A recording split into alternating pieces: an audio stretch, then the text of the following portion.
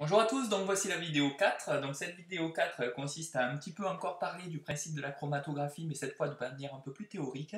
Donc on va et puis voir un petit peu ce que ça donne en pratique après, parce que forcément là vous avez vu le démarrage. Donc je rappelle rapidement, donc le principe de la technique, c'est la séparation des produits d'un mélange. Elle repose sur le même principe que la CCM, donc chromatographie sur couche mince, à savoir leurs affinités relatives sur une phase mobile et une phase stationnaire. Donc évidemment, lors d'une chromatographie sur colonne, l'adsorbant forcément est placé dans la colonne et constitue la phase stationnaire qu'on appelle aussi la silice. Tandis que les luants qui se déplacent par gravité et parfois sous l'effet d'une surpression, si on place un système de surpression, constitue la phase mobile. Donc ici on n'a pas utilisé de système de surpression, cela se fait par gravité essentiellement.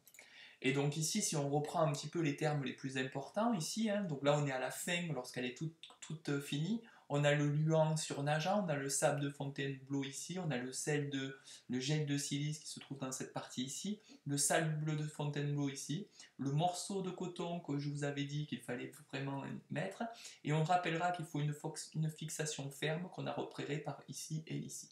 Donc les étapes sont lesquelles? Au départ, on a la colonne toute vide, puis ensuite donc, on met un petit morceau de coton ainsi que du sable de Fontainebleau. Ensuite, on rajoute du sable de silice, du gel de silice et on essaye de bien tapoter sur les parois pour qu'ils soient bien, évidemment, sans disparité. Ensuite, on va positionner au-dessus tout simplement encore 1 cm de sable de Fontainebleau et on va ensuite commencer donc à mouiller la silice par de l'éluant. Donc on va ouvrir le robinet ici et remplir, donc faire en sorte que la colonne soit totalement imbibée de l'éluant. Donc on aura bien ici donc la phase stationnaire, ici la phase mobile, c'est bien l'éluant.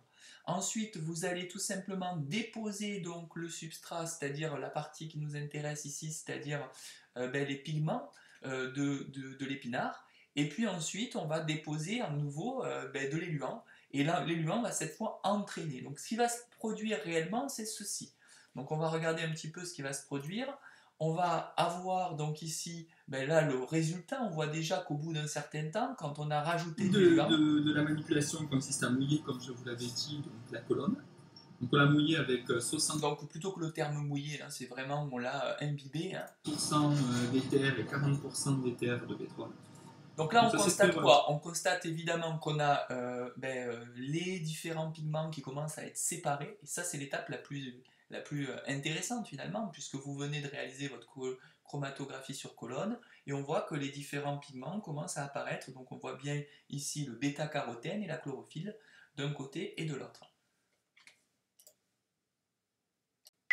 Il ne nous reste plus qu'alors à récupérer les différents pigments. Donc on regarde un petit peu la vidéo, donc c'est la suite. Et donc là, on va maintenant récupérer petit à petit plusieurs tubes à essai qui contiennent à chaque fois un petit peu les différents pigments. Donc c'est bien, regardez, c'est un beau joie. Et la colonne ici, donc là, l'idée, c'est vraiment de séparer les différents pigments. Donc là, à chaque fois, vous voyez, on va prendre quelques millilitres et je devrais ensuite passer dans un autre tube à essai, de manière à vraiment ne pas avoir, on va dire, l'endroit où finalement on aurait les deux. On va essayer de faire dans chacun des tubes à essai une partie. Donc là, vous voyez, je suis vraiment à la limite. On va passer dans un deuxième bécher, troisième bécher. On continue à avoir des fractions finalement. L'idée, c'est vraiment de pouvoir analyser ensuite toutes ces fractions de manière à pouvoir voir au moment où on n'a que le bêta-carotène, au moment où on n'a que la chlorophylle, et parfois on aura même les deux.